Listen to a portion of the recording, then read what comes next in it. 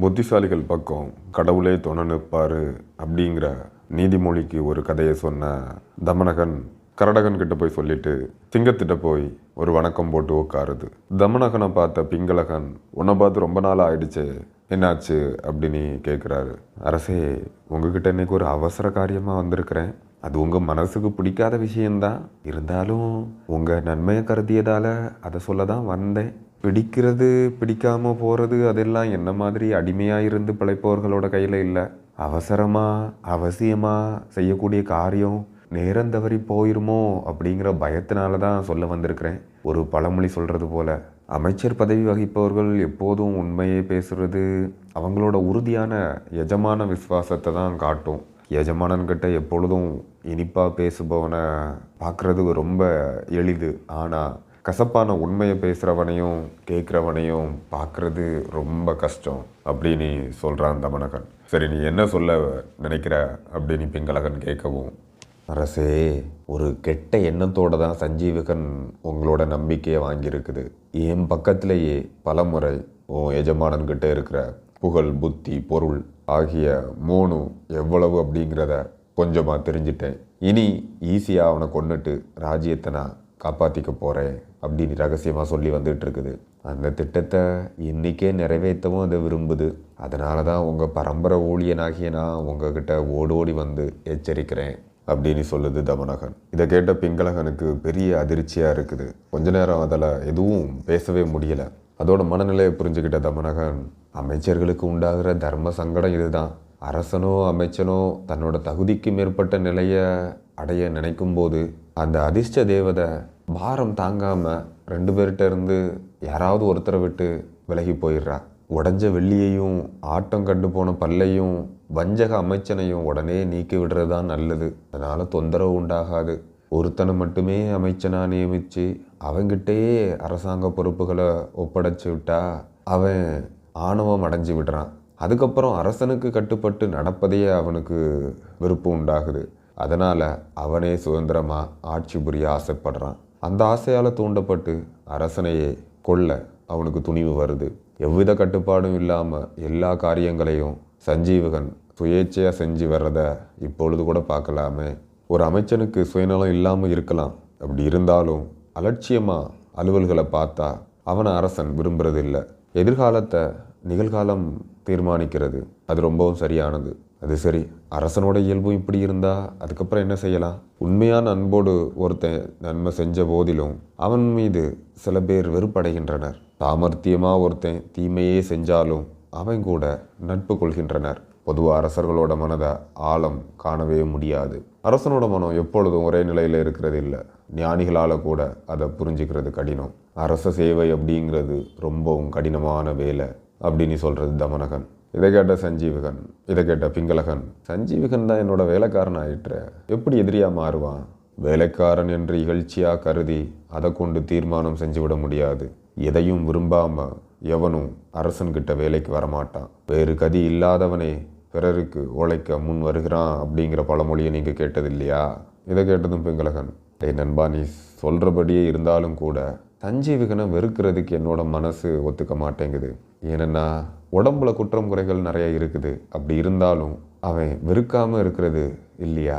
நாம் மனப்பூர்வமாக நேசிக்கிறவன் எவ்வளவுதான் வெறுக்கத்தக்க காரியங்களை செஞ்சாலும் அல்லது கொடிய சொற்களை பேசினாலும் நம்மளோட உள்ளம் அவனையே சுற்றி சுற்றி தான் வந்துக்கிட்டு இருக்கோம் அப்படின்னு சொல்லுது பிங்களகன். வாழ்க்கையில் செய்கிற பெரிய தவறே அதுதான். மற்ற எல்லா மிருகங்களையும் விட்டு யார் மீது நீங்கள் அதிகமாக அன்பு செலுத்தினீர்களோ அதுதான் உங்களோட பதவியை பறிச்சிக்க விரும்புது. நல்ல குலத்தில் பிறந்தவன் ஆனாலும் அறிவில்லாதவன் ஆனாலும் சரி, அரசனோட அன்பு யார் மீது அதிகரிக்குதோ அவனோட மனம் அரச பதவியில் மோகம் கொள்ளுது அப்படிங்கிறது மக்கள் வாக்கு. அதனால் எவ்வளவு பாசம் வச்சிருந்தாலும் அது கெட்டவன் ஆகி விட்டுச்சா அதனை விட்டு விடுறது தான் நன்மை தரும். நண்பனோ தோழனோ சகோதரனோ மகனோ உறவினனோ யாராக இருந்தாலும் சரி, ஆணவம் கொண்டு அவங்க பகைவர்களாக மாறினா காரியவாதி அவங்கள விலக்கி வைக்கிறான். காதை புண்ணாக்குது அப்படின்னா தங்கத்தோடா இருந்தாலும் அதை கடத்தி வைக்க வேண்டியது தான் அப்படிங்கிறத நீங்கள் கேள்விப்பட்டது இல்லையா? மேலும் இது பலசாலி, இதனால் நமக்கு பயனுண்டு அப்படின்னு நீங்கள் நினச்சிங்கன்னா அதுவும் விபரீதம்தான். பலசாலியோ பலவீனனோ உதவி செய்கிறவன் தான் நல்லவன். இன்னொன்று சொல்கிறேன், நீங்கள் அப்படி அது மேலே அனுதாபமும் பரிவும் காட்டுவது சரியில்லை. ஏன்னா நல்ல வழியை விட்டு கெட்ட வழியில் போகிறவன் நாளடைவில் துன்பத்தை அடைந்து மனம் நொந்து போவான். நண்பனோட நல்ல அறிவுரைகளை கேளாதவன் சீக்கிரமே தன்னோட நிலை இழந்து விரோதிகளை சந்தோஷப்படுத்தி தன்னோட முட்டாள்தன்மையோட பலனை அனுபவிக்கிறான். காரியம் என்ன அப்படின்னு அறியாத முட்டாள், நல்ல வழியில் நாட்டம் இல்லாதவன், புத்தி மழுங்கி போனவன், இவங்க எல்லோரும் நல்லோரோட சொற்களையும் வார்த்தைகளையும் கேட்கறது இல்லை. முதல்ல கசப்பாக இருந்து முடிவில் இனிப்பாக இருக்கிற வார்த்தையை சொல்லுகிறவனும் கேட்பவனும் எங்கே இருக்கிறானோ அங்கே தான் லட்சுமி தாண்டவம் ஆடுவாள். அரசன்கிட்ட ஊழியம் செய்கிறவன் வஞ்சனையாக நடக்கக்கூடாது.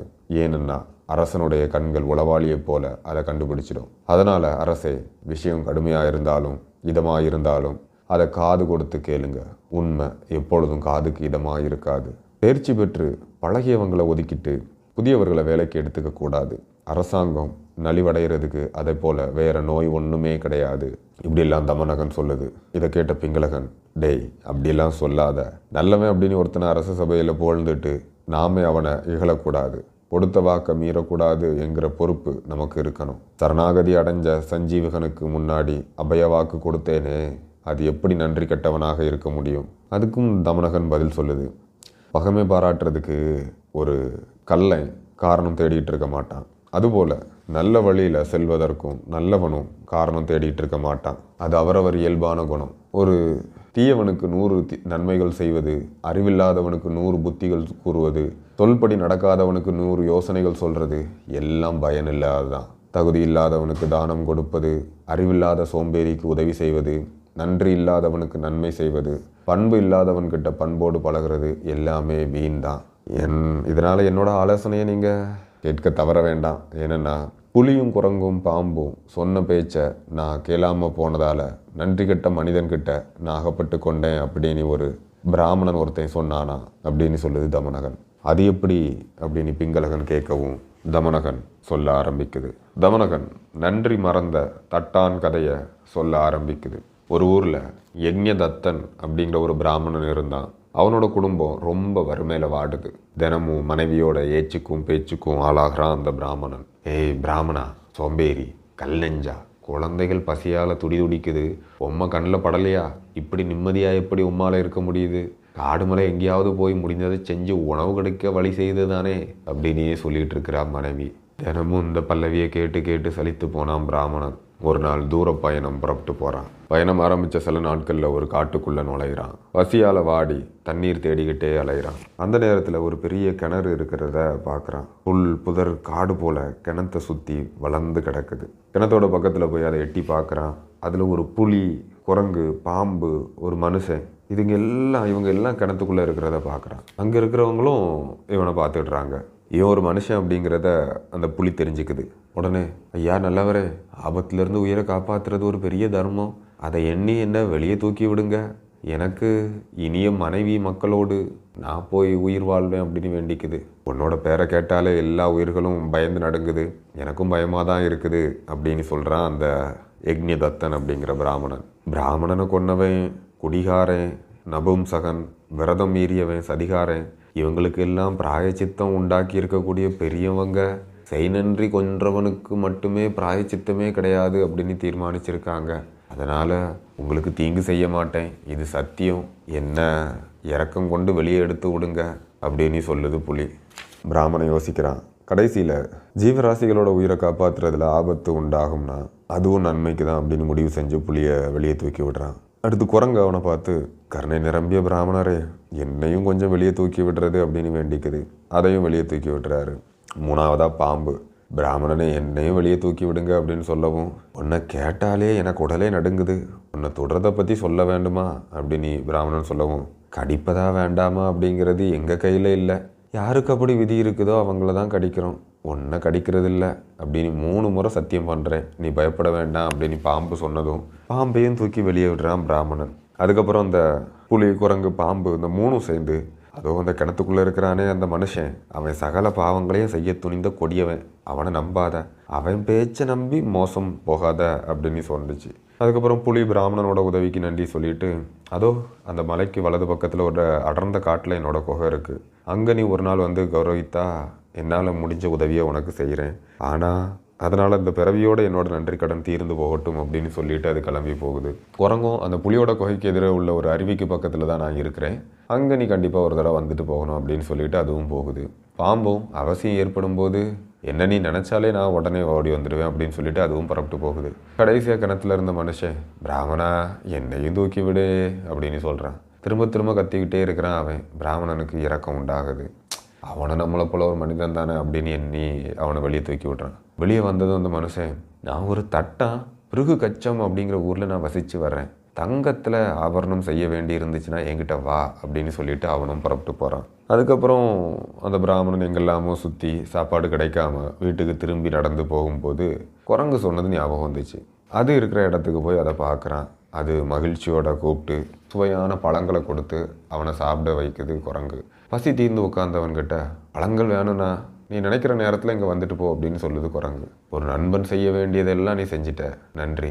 இப்போ எனக்கு புலி இருக்கிற இடத்த காட்டு அப்படின்னு கேட்கவும் பிராமணன் குரங்கு அவனை கூட்டிகிட்டு போய் புலியோட குகையை காமிக்குது. புலி அவனை அடையாளம் தெரிஞ்சு உபசரித்து அதுக்கப்புறம் தங்கத்தால் செஞ்ச மாலையை நன்றிக்கு அறிகுறியாக அவங்ககிட்ட கொடுக்குது.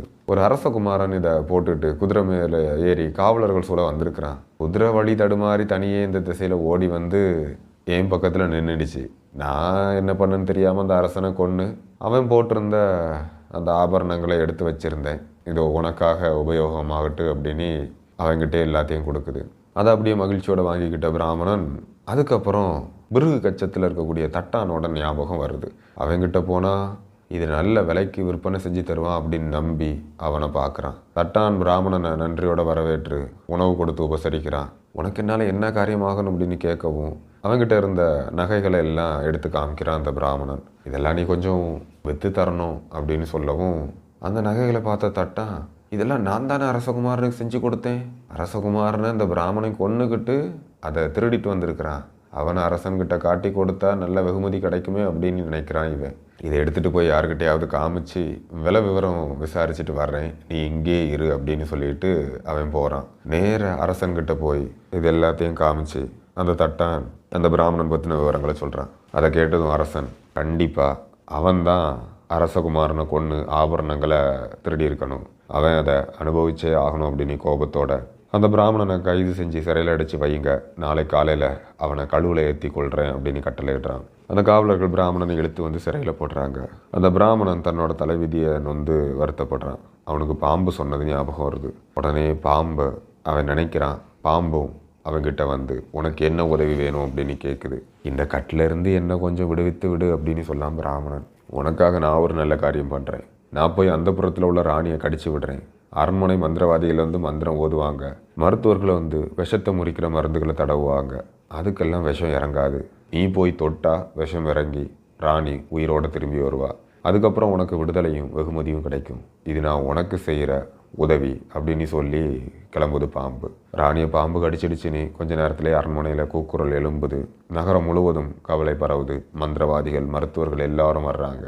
எவ்வளோ செஞ்சோம், விஷம் இறங்கலை. அதுக்கப்புறம் பாம்பு கடி விஷத்தை இறக்கி குணப்படுத்துபவர்களுக்கு தகுந்த வெகுமதி வழங்கப்படும் அப்படின்னு முரசறைஞ்சு அறிவிக்க செய்கிறான் அரசன். அந்த அறிவிப்பை கேட்ட பிராமணன், அந்த விஷயத்தை நான் குணப்படுத்துகிறேன் அப்படின்னு சொல்கிறான். அங்கே இருந்த காவலர்கள் பிராமணனோட கட்டுக்களை அவிழ்த்து அவனை அரண்மனைக்கு கூட்டிகிட்டு போய் அரசன்கிட்ட விஷயத்தை சொல்கிறாங்க. அரசனும் அந்த பிராமணனை வர வச்சு விஷத்தை இறக்குமாறு வேண்டிக்கிறான். பிராமணன் ராணி பக்கத்தில் போய் தொட்ட உடனே விஷம் நீங்கிடுச்சு. ராணி சிரிச்ச முகத்தோட எழும்புறா. எல்லோரும் மகிழ்ச்சி அடைகிறாங்க. பிராமணனுக்கு நிறைய பரிசுகள் கொடுக்குறாங்க. அதுக்கப்புறம், பிராமணரே உண்மையை சொல்லுங்கள், அந்த ஆபரணங்கள் உங்களுக்கு எப்படி கிடைச்சுன்னு அப்படின்னு அந்த அரசன் கேட்கவும் பிராமணன் நடந்த எல்லா விஷயத்தையும் சொல்லி முடிக்கிறான். உண்மை நிலையை அறிஞ்ச அரசன் அந்த தட்டானை கைது செய்து சிறையில் அடைக்கும்படி உத்தரவிடுறான். பிராமணனுக்கு பல கிராமங்களை வெகுமதியாக கொடுக்குறான். அவனை தனக்கு அமைச்சனாகவும் அமைத்துக்கிறான். பிராமணன் அரச பரிவாரங்களோட தன்னோட ஊருக்கு போய் தன்னோட குடும்பத்து கூடையும் உற்றாரையும் அழைத்து வந்து பல யாகங்களை செய்து ராஜ்ய அலுவல்களையும் சீராக கவனித்து சுகமாக காலம் கழிக்க வந்தான். இப்படிங்கிற கதையை சொல்லி முடிக்குது தமனகன். இந்த உறவினன், நண்பன், அரசன், குரு இவர்கள் அத்துமீறி நடந்தால் அவர்களை தடுக்கணும். தடுக்க முடியலைன்னா அவங்க வழியிலேயே நீங்களும் போக சிச்சுவேஷன் உண்டாகும் அப்படின்னு சொல்லுது தமனகன். நல்ல செய்கைகள் உள்ளவனுக்கு ஆசைகள் இருக்கக்கூடாது. நண்பன் அப்படின்னு சொல்லப்படுறவன் தடைகளை கலந்து எறியணும். இதுவே நல்ல நடத்தை என பெரியவங்க சொல்கிறாங்க. நெருப்பில் வேணுமானா தலை வச்சு படுத்துக்கலாம், பாம்புகளை தலையணையாக வேண்டுமானாலும் வச்சுக்கலாம், ஆனால் தவறான வழியில் போகிறவன் உயிர் நண்பனாக இருந்த போதிலும் ஆதரிக்கவே கூடாது. அதனால் நீங்கள் அந்த சஞ்சீவகன் கூட உறவு கொள்வதால் அறம், பொருள், இன்பம் இந்த 3க்கும் கேடு உண்டாகும். நான் பல விதத்துலேயும் சொல்லிடுறேன். சரி, நிலைமை இப்படி இருந்துச்சுன்னா நான் அதை கொஞ்சம் எச்சரிக்கட்டுமா அப்படின்னு பிங்களகன் கேட்குது. இதை கேட்ட தமனகன், எச்சரிக்கிறதா? எச்சரிக்கப்பட்டவன் பயந்து போய் கெடுதல் செய்வதற்கோ தாக்குவதற்கோ முந்திக் கொள்கிறான். அதனால் பகைவனை செயலால் எச்சரிக்க வேண்டுமே தவிர சொல்லால் எச்சரிக்கவே கூடாது அப்படின்னு சொல்லுது தமனகன். கேவலம் வந்து புல் மேய்கிற பிராணி தானே, புலால் ஒன்றும் எனக்கு என்ன கெடுதல் செய்ய முடியும் அப்படின்னு கேட்குது பிங்களகன். உண்மைதான், அதால் செய்ய முடியாமல் போனாலும் வேற யாரையாவது வச்சு கூட அது கெடுதல் செய்யலாம். வலிமை இல்லாதவன் தீமை செய்கிறதுக்கு இன்னொருத்தனை ஏவி விடுறான். அந்த சாணை கல்லானது தானாகவே எதையும் வெட்ட சக்தி இல்லாவிட்டாலும் கூட அது கத்தியை கூர்மையாக்கி தருது இல்லையா? அந்த பழமொழியை நீங்கள் கேட்டது இல்லையா? அது எப்படி அப்படின்னு கேட்குது பிங்களகன். உங்களோட உடம்பை பாருங்கள், நிறைய மிருகங்களோட சண்டை போட்டு நகங்களும் பற்களும் உண்டாக்கிய வடுக்கள் இருக்குது. சஞ்சீவகனும் எப்போதும் உங்கள் பக்கத்திலே இருந்துக்கிட்டு சாணத்தையும் மூத்திரத்தையும் கழித்து சுத்திலும் அசுத்தத்தையே உண்டாக்குது.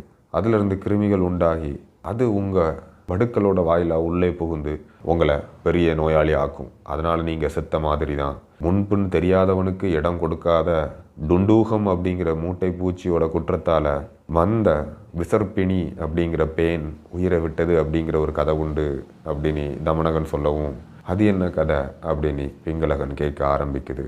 தமனகன் அந்த மூட்டைப்பூச்சி கதையை சொல்ல ஆரம்பிக்குது.